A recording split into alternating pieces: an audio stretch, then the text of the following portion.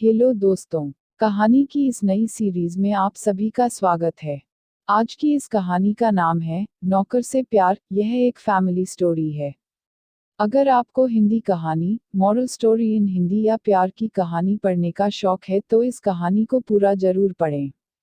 वैसे तो रात ज्यादातर खामोश होती है, लेकिन कभी कभी ये रात शोर भी करती है। लेकिन रात के इस शोर को सुनना इतना आसान नहीं है। रात के 12 बजे बज गए थे और रंजीता अपने बिस्तर पर उदासी बैठी थी। कभी वो खिड़की के बाहर जाती है, तो कभी बिस्तर पर चुपचाप बैठ जाती, फिर बाहर बालकनी में जाकर खड़ी हो जाती।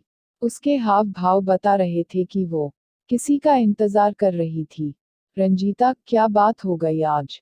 इस समय तक तो वो आ जाता था। तभी रंजीता की हवेली के पीछे एक आदमी चढ़ता हुआ दिखाई देता है। उसने अपने चेहरे को बड़ी सी तौलिए से ढक रखा था। धीरे धीरे ऊपर चढ़ता हुआ वो रंजीता की बालकनी तक पहुंचा और दबे पांव रंजीता के कमरे में प्रवेश कर गया। रंजीता बिस्तर पर चुपचाप बैठी हुई थी।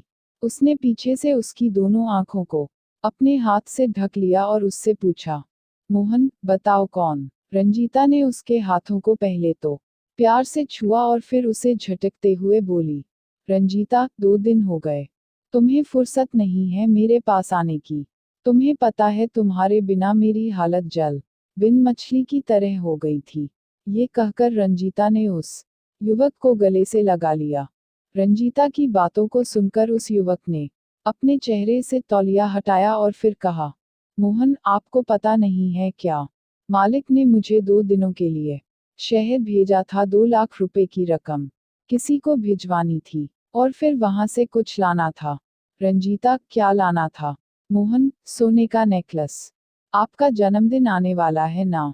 रंजीता ने जब ये सुना है तो मुस्कुराते हुए मोहन की ओर देखने लगी और फिर उससे पूछा, रंजीता, तुम क्या गिफ्ट दे रहे हो जन्मदिन पर मेरे? मोहन, मैं क्या दे सकता हूँ, लेकिन मैं तो बचपन से नौकर हूँ यहाँ। रंजीता, तुम फिर शुरू हो गए। कोई नौकर और मालिक नहीं होता यहाँ, और जहाँ तक गिफ्ट की बात है, तुमसे महंगा गिफ्ट मुझे कोई नहीं दे सकता। ये कहकर रंजीता ने एक बार फिर मोहन को गले से लगा लिया और फिर वे दोनों डूब गए प्रेम के समंदर में, जहाँ पर डूबने के बाद बड़ा छोटा कोई नहीं होता, बस वहां होता है प्यार। प्यार और प्यार जो दोनों प्रेम में डूबे हुए थे। अब तो सुबह होने वाली थी। तभी रंजीता के पिता ठाकुर वीरभद्र सिंह की जोरदार आवाज दोनों के कानों में पड़ी। वीरभद्र, मोहन, मोहन, अरे कहाँ बढ़ गया रे? ठाकुर साहब की आवाज सुनकर हल्की नींद में चले गए मोहन और रंजीता हड़बड़ाकर उठ बैठे। दोनों के दिल की धड़कन जोर जोर से धड़कने लगी। मोहन, लगता है मालिक साहब जाग गए हैं। ये तो बहुत बड़ी गड़बड़ हो गई है। हे भगवान, अब क्या करूं मैं? रंजीता, इतना डरोगे तो हो गया। सुनो, मैं नीचे जाती हूँ और बाबूजी को दूसरी बातों में लगाती हूँ।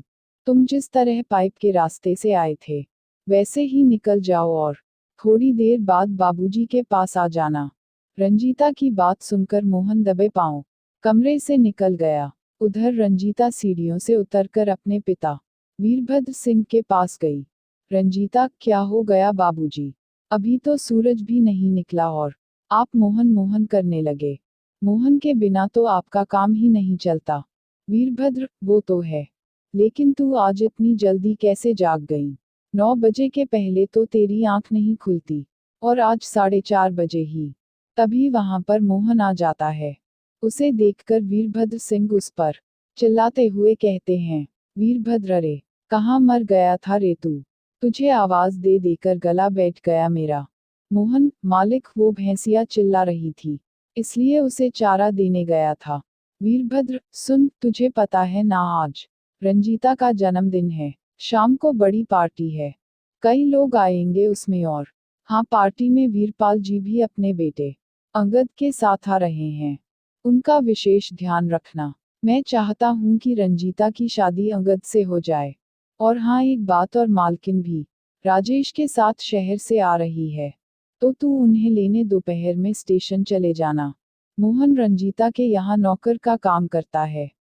हालांकि उसे ग्रेजुएशन में गोल्ड मेडल मिला था, अगर वो शहर चला जाता है तो उसे अच्छी नौकरी मिल जाती, लेकिन ठाकुर साहब का कर्ज उसके परिवार पर होने के कारण वो इनके यहाँ काम करता था, और बिना उसे चुकाए वो कहीं नहीं जा सकता था। मोहन, कैसे चला जाऊं रंजीता तुम्हारे पापा की नौकरी छोड़कर? तुम्हें पता है ना कितना कर्जा है उनका हमारे ऊपर, बिना उसे चुकाए गया तो वो मेरे बूढ़े माँ बाप को बहुत परेशान करेंगे। रंजीता, मोहन, तुम बेवकूफ हो। यहाँ पर रहोगे तो इनका कर्ज कभी खत्म नहीं होगा। तुम्हारे दादा ने मात्र 75 रुपए मेरे दादा से उधार लिए थे, वो 5 लाख कैसे बन गया, मेरी समझ से बाहर है। मोहन के पिता भी इस घर में नौकर थे, और उसके दादा भी। पीढ़ियों से मोहन का परिवार वीरभद्र सिंह के यहाँ नौकर का काम करता रहा था, लेकिन इस बात की परवाह किए बिना पिछले 2 सालों से रंजीता और मोहन के बीच प्यार का सिलसिला चल रहा था। हालांकि इस बात की जरा सी भी खबर ना तो वीरभद्र को है और ना ही उसकी पत्नी सुकन्या और बेटे राजेश को। बहरहाल शाम को रंजीता के लिए बड़ी बर्थडे पार्टी का आयोजन वीरभद्र सिंह की हवेली में किया गया था। कई सारे मेहमान वहां आए हुए थे। पार्टी में वीरभद्र, दोस्तों, आज मेरे लिए बहुत ही खुशी का दिन है। आज मेरी इकलौती बेटी रंजीता का जन्मदिन भी है, और आज मैंने इसके भविष्य के लिए एक बहुत बड़ा फैसला किया। उसके बाद वीरभद्र सिंह ने रंजीता और अंगद की 15 दिन बाद सगाई की घोषणा कर दी। उस घोषणा को सुनकर रंजीता तुरंत ही वहां से चली गई। सभी ने सोचा कि वो शर्मा गई है, लेकिन वो कहते हैं ना, इश्क को आप कितना ही छुपाएं, छुप नहीं सकता। 2 दिन बाद की बात है। रंजीता को लगातार उल्टियां हो रही थी। सुकन्या, अरे कितनी बार कहा है, मुंह पर कंट्रोल रखा कर, सारा दिन पता नहीं क्या क्या खाती रहती हैं, अब हो रही है ना उल्टी। रंजीता की उल्टियां रोकने के लिए घरेलू दवा उसे दी गई, लेकिन कंट्रोल नहीं हुआ। फिर उसकी माँ उसे लेकर अस्पताल गई। रंजीता की जांच पड़ताल के बाद डॉक्टर सुनीता ने जो कहा, उसे सुनकर सुकन्या देवी चीख पड़ी। सुकन्या, आप पागल पागल हो गई हैं क्या? किसने बना दिया आपको डॉक्टर? मेरी बेटी की अभी तक शादी भी नहीं हुई है, और आप कह रही हैं कि ये गर्भवती है। डॉक्टर, मेरी जांच गलत नहीं है। सुकन्या देवी जी, आपकी बेटी गर्भवती है। सुकन्या, ए डॉक्टर, तू जानती है ना तू क्या कह रही है, और तेरी बात गलत साबित हो गई तो उसका क्या अंजाम होगा, तू जानती है ना। सुकन्या देवी डॉक्टर सुनीता को धमका रही थी। तभी उनकी बातों को काटते हुए रंजीता ने कहा, रंजीता, माँ, डॉक्टर सुनीता ठीक कह रही हैं। अपनी बेटी की बातों को सुनकर सुकन्या देवी चौंक गईं। घर वापस आकर रंजीता ने सारी बातें अपनी माँ को बताईं। उसने ये भी बताया कि उसने और मोहन दोनों ने छुपकर मंदिर में शादी भी कर ली है। सुकन्या, ये क्या नष्ट कर दिया तूने? अरे, कुछ तो हम लोगों का मान रखा होता। हम लोग ठाकुर हैं, और तूने अपने यहाँ के नौकर से प्यार कर लिया, और ना सिर्फ प्यार किया बल्कि उसके साथ मुंह भी काला कर लिया। करम जली, तू पैदा होते ही मर क्यों नहीं गई? शाम तक ये बात वीरभद्र सिंह और उनके बेटे राजेश को पता लग गई। दोनों का खून खौल उठा। राजेश उसी समय राइफल लेकर मोहन को मारने के लिए निकल रहा था। तभी सामने से मोहन आता हुआ दिख रहा है। राजेश ने आव देखा न ताव, बंदूक उसके ऊपर डाल दी। रंजीता भागी भागी आई। रंजीता, ये क्या कर रहे हैं राजेश भैया? मोहन को छोड़ दो, मैं उससे बहुत प्यार करती हूँ। रंजीता की बात सुनकर राजेश ने बंदूक के भारी हिस्से से रंजीता के सिर पर मारा। वो बेचारी लहूलुहान हो गई। रंजीता की हालत देखकर मोहन ने राजेश की राइफल को अपने हाथ में पकड़ लिया, और उससे कहा, मोहन, अगर आपने एक बार और रंजीता पर हाथ उठाया तो मुझसे बुरा कोई नहीं होगा। उसकी बात को सुनकर वीरभद्र सिंह और राजेश ने अपना आपा खो दिया। राजेश, 2 अकोड़ी के नौकर, तू हमें धमका रहा है? वीरभद्र, राजेश, पानी सर के ऊपर जा चुका है, इसलिए इसे छोड़ना मत। इसने बहुत बड़ी गलती की है। कल को कोई और ऐसी गलती करने की जरूरत न करे, इसलिए इसको इस बात की सजा देना बहुत जरूरी है। पिता की बातों को सुनकर राजेश ने एक बार फिर से बंदूक की नाल मोहन की ओर की। एक जोरदार धमाका हुआ और कुछ देर के लिए हर ओर खामोशी छा गई। लेकिन जब खामोशी टूटी तो राजेश के सामने उसकी तड़पती हुई बहन रंजीता थी। रंजीता, मोहन मोहन, भाग जा तू।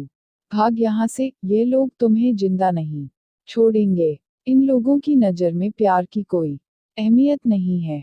वीरभद्र, ये प्यार है, प्यार शादी के पहले दूसरे के बच्चे को पेट में लेकर घूम रही हो और उसे प्यार कह रही हो। रंजीता, शादी तो हमने भगवान के सामने कर ली है पिताजी। ईश्वर गवाह है हमारे प्यार और शादी का। आप लोग इस रिश्ते को स्वीकार कर लें पिताजी। वीरभद्र, हम ठाकुर हैं। हमारे यहाँ अवैध रिश्ते बनाए जाते हैं, स्वीकार नहीं किए जाते। ये कहकर वीरभद्र सिंह ने अपने बेटे के हाथ से राइफल छीन ली और उसे एक गोली और मार दी। उसके बाद मोहन को भी। मोहन, रंजीता, रंजीता, रंजीता, मोहन मोहन। एक बार फिर से एक प्यार ने बीच रास्ते में ही दम तोड़ दिया, क्योंकि वो प्यार अमीर और गरीब के बीच था। दोस्तों, लोग भले ही कहते हैं कि प्यार अमीरी और गरीबी नहीं देखता, लेकिन सच इससे कोसों दूर है। लेकिन वो कहते हैं ना कि प्यार को जितना रखोगे वो उतना ही वेग से बढ़ेगा। आज भी कोई ना कोई रंजीता मोहन से प्यार कर रही है और कोई मोहन रंजीता की ख्वाब बिना किसी ऊंच नीच की परवाह किए देख रहा है। आज की ये खास और मज़ेदार कहानी आपको कैसी लगी, नीचे कमेंट में जरूर बताएं। साथ ही ऐसे मज़ेदार कहानी सुनने के लिए और हमारे साथ जुड़े रहने के लिए हमारे चैनल को लाइक एंड सब्सक्राइब जरूर करें।